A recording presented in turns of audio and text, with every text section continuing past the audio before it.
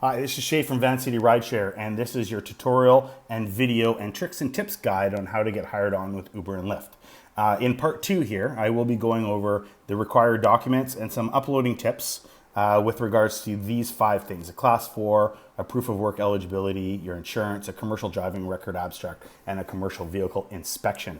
You can head on to the uber.com website or log into your driver app and take a look at your required documents. So basically the first thing obviously you're going to need to get settled in, and I explained this in part 1, is you're going to need to get your Class 4. If you can't pass that, then you're not really able to do it much further with the application process.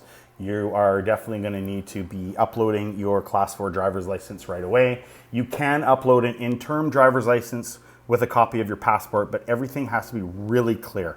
You have to see all 4 corners of your interim license and whatnot. So the next thing is your eligibility to work in Canada. So that's a passport, a residency card, a birth certificate, basically just proving that you can work in Canada. The next thing would be your vehicle insurance. Your own vehicle insurance should be of good quality. You should make sure you have liability and everything else. Yes, Uber does take care of your insurance while you are on a call for a rider, and the app, you've accepted it. If you get into an accident, Uber will cover that, but you definitely need to have your own insurance because you will be in some downtime here and there.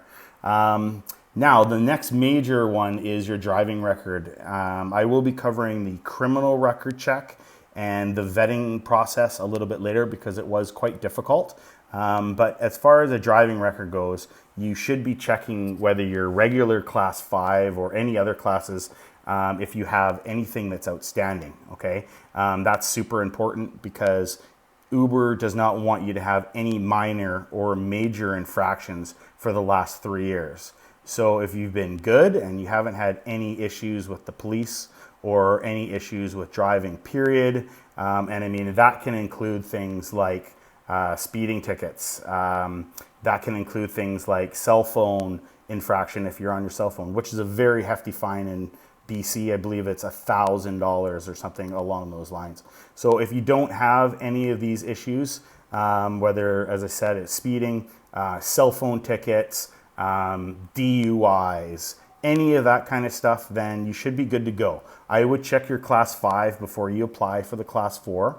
And then you will also need to contact ICBC again after you get your Class 4 and get a Class 4 commercial vehicle abstract.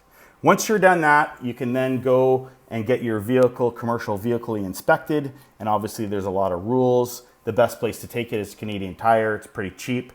And it was like an hour and a half and it was done for me. They put some little commercial vehicle stickers on there and then you're good to go.